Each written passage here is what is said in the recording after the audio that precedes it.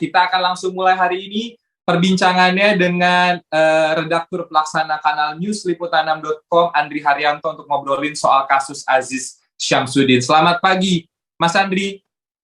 Mas Vito, selamat pagi. Assalamualaikum warahmatullahi wabarakatuh. Waalaikumsalam warahmatullahi wabarakatuh. Sahabat Liputan6.com, mungkin sebagai background, saya akan ngejelasin dikit ya. Jadi kemarin KPK menetapkan Aziz Syamsuddin sebagai tersangka kasus dugaan korupsi, dan ini diduga terjadi di daerah Lampung Tengah. Mas Andri, mungkin bisa diceritain kronologi dari penangkapan sampai penetapan tersangka ya, Mas Andri?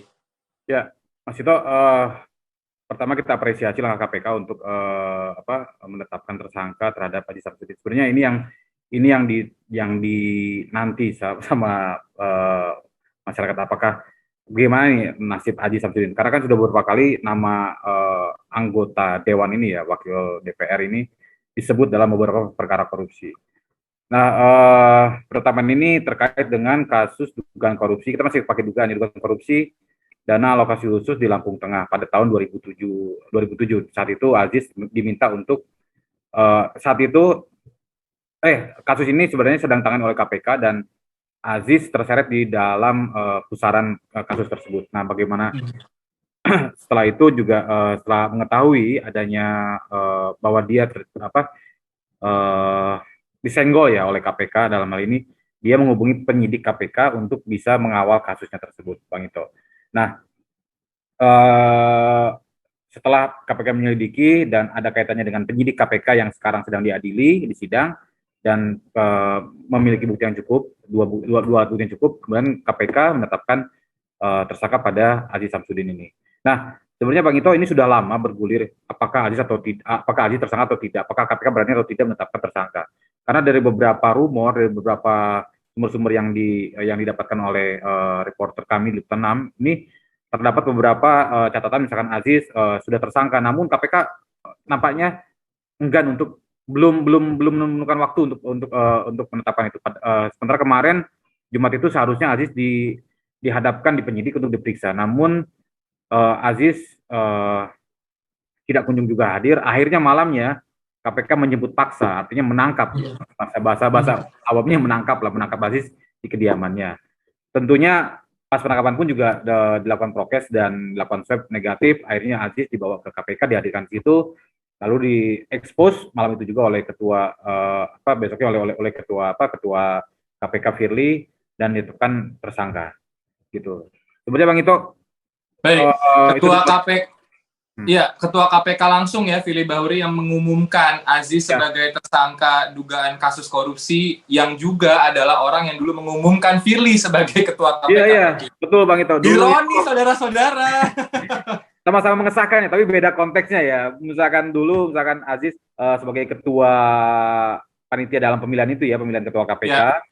Aziz yang mengesahkan, yang mengetok palu 3 kali bahwa sah Firly sebagai komisioner dan juga ketua KPK. Lalu juga di waktu yang berbeda, Firly menetapkan Aziz sebagai tersangka gitu. Ini fakta dan realita, sahabat Liputan6.com, bahwa dalam dunia perpolitikan, korupsi, semua bisa terjadi ya. Putarannya luar biasa. Oke, balik ke kasus ini. Jadi ini kasus yang banyak menyita perhatian publik karena nominalnya juga besar dan fee yang diduga didapatkan oleh Firly juga besar. Nah, ini kan termasuk tindak pidana pencucian uang. Mungkin nggak sih bakal ada nama-nama lain nih, Mas Andri, yang bakal terseret juga? Pak Ito, sebelumnya kita pernah membuat berita bahwa terkait dengan persidangan salah seorang penyidik KPK, Robin 47 ya, waktu itu, Robin 47. Nah, dalam persidangan tersebut disebutkan bahwa nama Aziz ini ternyata tidak hanya di kasus DAK Lampung Tengah. Ini adalah salah satu dari tiga kasus yang disebutkan jaksa penuntut di persidangan. Selain dari Lampung Tengah itu ada jual beli jabatan di wali kota di Tanjung Balai, Sumatera Utara ya, yang Syarial. Lalu juga ada kasus penyitaan aset terpidana mantan Bupati Kutai Kartanegara, Kaltim, Rita Mulyasari. Artinya begitu banyak. Nah, kalau dalam kasus Lampung Tengah, memang Aziz yang menjanjikan kepada Robin dan melalui pengacaranya untuk menyelesaikan. Bagaimana caranya lah, entah bagaimana caranya, apakah nanti dilepas atau bebas dari penyidikan DAK tersebut. Nah, ini Mhm. menariknya karena sudah terkena tersangka, seharusnya juga KPK bisa melihat cuci uangnya ya. Artinya kasus ini tidak berhenti di sekedar kasus tersangka korupsinya, tapi bagaimana juga uang-uang ini mengalir ataupun dibagi ke siapa saja. Jadi Ya, istilahnya mungkin dalam nanti melebar ke kasus Tanjung Balai, melebar ke kasus Kutai, nanti bisa dilihat nih kirinya siapa kebagian, kanannya siapa kebagian, atasnya siapa kebagian, bawahnya siapa kebagian. Artinya eh, penyidikannya itu tuntas, tidak parsial ya, artinya tidak cuman sampai di kasus korupsi nyata gitu. ya. Sana, Berarti ini bisa juga kita lihat nanti karena ada peran satu penyidik KPK, Robin atau SRP ya dalam dakwaan kemarin, dalam pengumumannya gitu. Mungkin juga kan uang itu mungkin mengalir ke orang-orang entah itu di dalam KPK atau di luar KPK. Nama-nama ini nanti kita tunggu juga ya Kombes yang mungkin akan diumumkan berikutnya oleh KPK. iya Bang Ito. Jadi dari Robin ini nanti harapannya setelah mungkin beriringan sekarang sedang berjalan TPU-nya ataukah masih dalam proses pengumpulan bahan keterangan, apakah juga nanti ini akan menyeret ke pihak-pihak lainnya, mau itu Ya, penerima uang pasif, mau itu penerima uang aktif. Kita ingat bahwa Undang-Undang TPU ini 8/2010 ini sangat-sangat bisa dibilang sabu jagat deh. Siapapun yang ya, menerima, siapapun yang memberi tanpa pandang bulu harusnya dia bisa dikenai pidana. pidana. Ya. Gitu. Jadi memang jangan main-main deh kalau sama korupsi guys. Mungkin kita nggak Biar tuh tahu itu uang dari mana, tapi mengalir ya, ke rekening kita bisa kena Kombes ya kalau dalam TPPU ya Kombes ya. ya diminta lebih lebih awas, lebih hati-hati. Misalkan saya nih atau Bang Ito tiba-tiba di rekeningnya ada duit sekian sekian ratus juta. Padahal kalau dibandingkan dengan gaji tidak sampai. Nah, Bang Ito harus Ya, segera memberitahukan ke bank atau ke pihak mana nih ini duit dari mana gitu. Kalau tidak ya ya, jangan-jangan ini uang dari hasil narkoba, korupsi yang ya, kemudian disetorkan ke Bang Ito dan Bang Ito misalkan tiba-tiba menggunakan uang tersebut ya itu udah kena. Ini ya, beberapa kasus sudah pernah dipidana hal itu kasus misalkan contoh dulu tuh kasus narkoba mantan kepala lapas Nusa Kambangan ya narkotika Nusa Kambangan yang menjerat juga anak-anak dan cucunya, lalu juga ada si pemberinya yang juga menjerat pembantunya. Jadi ya, artinya tanpa pandang bulu gitu. ya. Jadi itu harus berhati-hati. Mas Andri, kita tahu Aziz Syamsuddin ini bukan nama baru ya dalam dunia perpolitikan Indonesia karena dia udah lama aktif di Golkar, kemudian udah lama juga jadi anggota Dewan, sempat jadi ketua Banggar, terus sekarang jadi wakil ketua DPR. Artinya perjalanan politiknya panjang dan tentu menyeret nama Partai Golkar sebagai fraksi yang menaungi Aziz Syamsuddin. Tanggapan Golkar sampai saat ini seperti apa, Mas Andri? Ya, tentunya Golkar terpukul ya, tidak cuma sekedar kasus Aziz, tapi juga ada beberapa pekan sebelumnya juga ada kasus kadernya juga mantan Gubernur Sumatera Selatan, Ya, Alex Nurdin, Alex yang Nurdin. yang diduga mengkorupsi uang pembangunan Masjid Sriwijaya. Itu Ya, rencana itu menjadi Masjid Agung di Palembang. Nah, uh, Golkar rencananya tetap akan memberikan bantuan karena kan ini kan masih dalam proses praduga tak bersalah ya.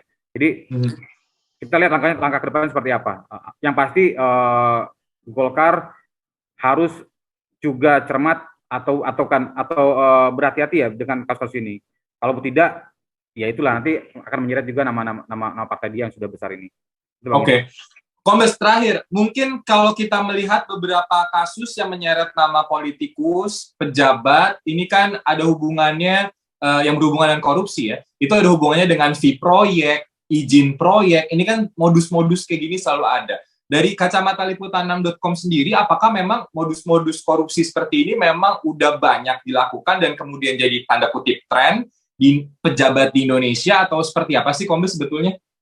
Kalau kita lihat kasus-kasus korupsi, ya, memang rata-rata seperti itu ya. Rata-rata di kasus pengadaan proyek ini yang selalu muncul atau mencuat. Memang ya di sinilah mungkin celah yang kerap digunakan oleh para pelakunya. Nah, adapun juga pejabat kan mereka sebagai pemegang kuasa ya, yang misalnya di ujungnya, apakah proyek ini akan diterima atau tidak? Bagi swasta ya mereka yang punya proyeknya misalkan ya bagaimana caranya apa yang saya tawarkan ini diterima oleh mereka. Nah, bagaimana caranya itulah biasanya dengan uang-uang pelicin seperti itu mengkorupsinya. Oke. Dan ini perlu dicatat ya, yang kemarin di Lampung ini dugaannya terkait dengan dana alokasi. Kemarin juga sempat korupsi dana bantuan sosial, jadi terus dana pembangunan masjid. Jadi memang udah nggak pandang bulu deh. Kalau korupsi udah, kalau ngaca ya gitu ya. Okay. Udah aneh-aneh Pak itu Iya betul. Dari masjid, Al-Quran, Westel. Iya. Artinya orang udah gak lihat ya dari mana. Yang penting ya itu bisa memperkaya. Ya itulah celah korupsinya emang itu. Baik. Dan kita harapkan ke depan KPK makin tajam juga nih mengeker kira-kira potensi-potensi yang mungkin ada sehingga memang tata pemerintahan kita menjadi lebih bersih dan bersih betul-betul dari korupsi. Mas Andi, terima kasih banyak. Kita tunggu update berikutnya dari kasus Aziz Syamsuddin.